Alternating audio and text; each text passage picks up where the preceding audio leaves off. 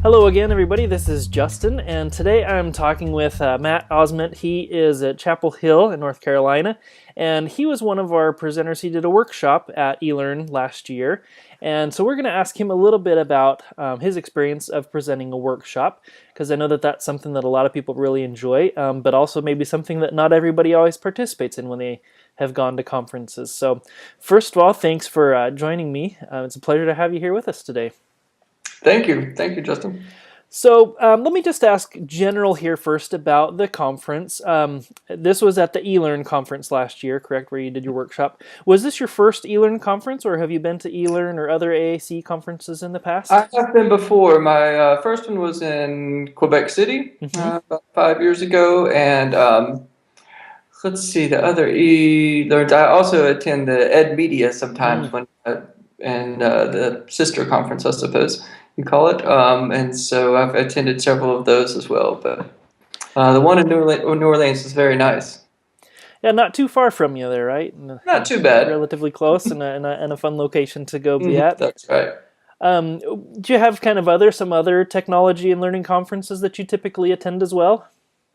One we work with oftentimes with my organization, the Center for Faculty Excellence, is the POD conference, and that was in out west this past year, and it's going to be in San Francisco coming up in the fall. And also, we like to do this scholarship of teaching and learning conferences. We were lucky to have the national one or the international one in Raleigh last year, and then it was I was now able to go to the one in Canada that was recently, and also there's several other SOTL conferences. Another we always like the free and local ones, and one I'm going to attend to tomorrow if the weather allows. It's called Academic, which is held at UNC Greensboro, and that is working with libraries and also doing things like 3D printing as class projects and working with actually makerspaces. Yeah, I'm actually familiar with that space there. I'm involved in that kind of here at Indiana University. We're putting in a makerspace as well, and I've spoken with the gentleman, I forget his name, but the one of the people that works there at the makerspace there at UNC Greensboro. And it's really exciting to see some of these, get some more hands-on learning. It doesn't have to all just be in our brains. Right. So great. That's exciting to see.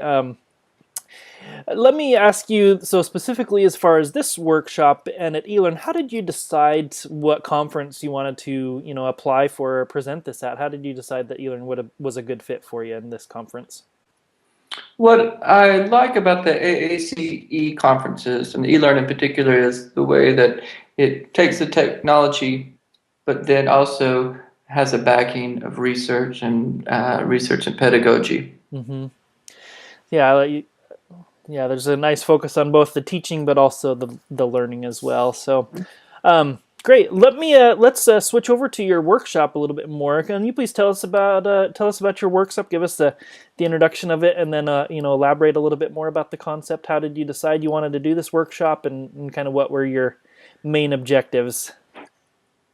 All right. The workshop was on using videos in the classrooms, more specifically creating flipped videos or videos for the flipped classroom, where students will have the content offloaded at the beginning or before class, watch those videos, and then perhaps do an assessment on that video. And then when they come to class, they can actually spend more time doing group work and actual problem solving rather than hearing just a one-way lecture. Great. And how did you initially get the idea that you wanted to do this as a workshop? Is this something you had done before at your university or anything like that, or was this just the first time?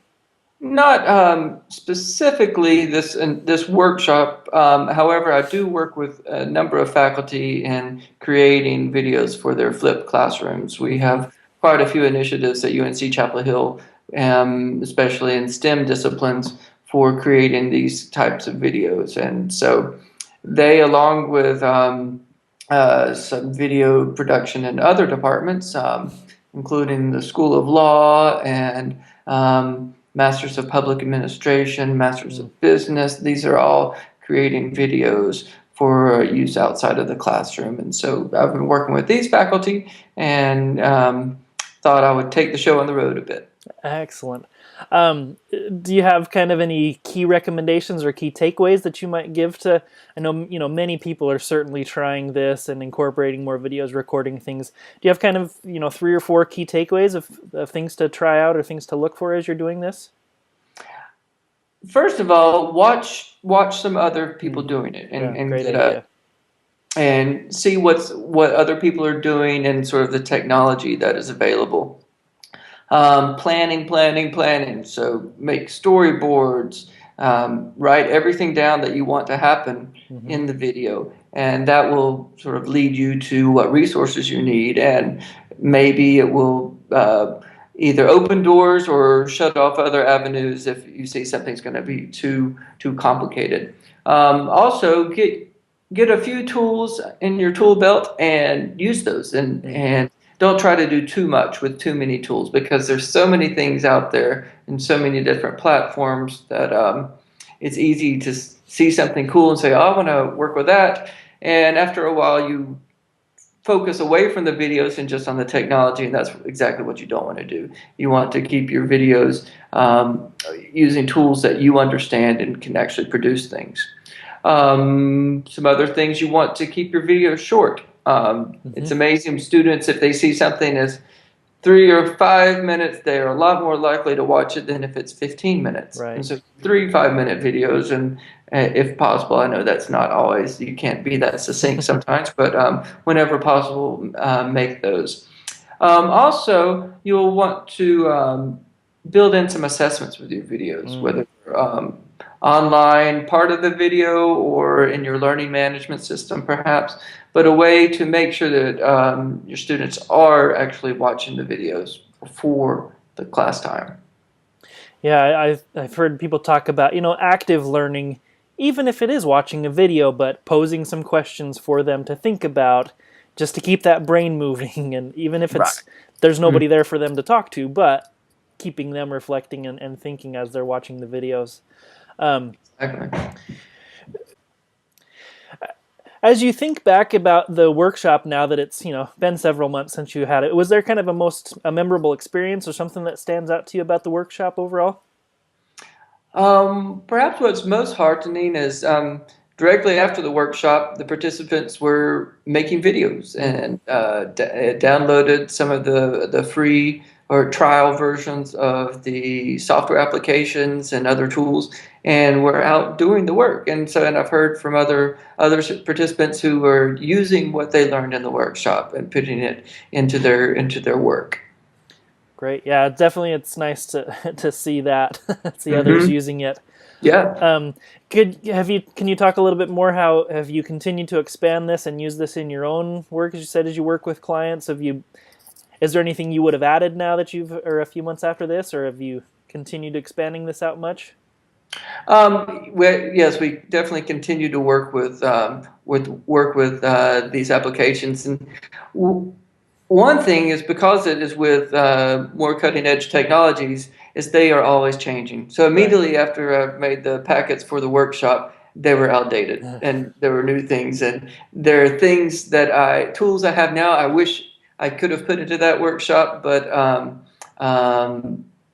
well, that will be for the next time, I suppose. Great. And then I guess just the final question here is, why should somebody consider doing a workshop rather than just always trying to present kind of research papers or things like that? What are some of the advantages of presenting a workshop?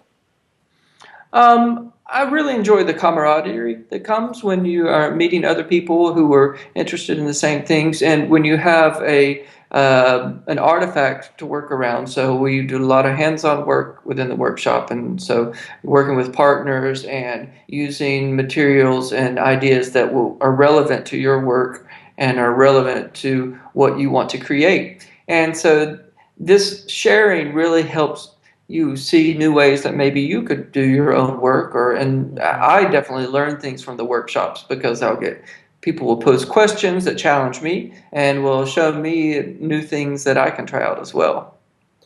great. Yeah, I think there's a lot more interaction and among the participants that you would normally get. So, Hmm. well, Matt Osment, thank you so much for joining us here. It's exciting to hear about some of the other experiences of a wide variety of the resources that are available at conferences, and we want to encourage people to fully participate when they go to these conferences. So thanks so much for your time today. We really appreciate you taking the time to be with us. My pleasure. Anytime.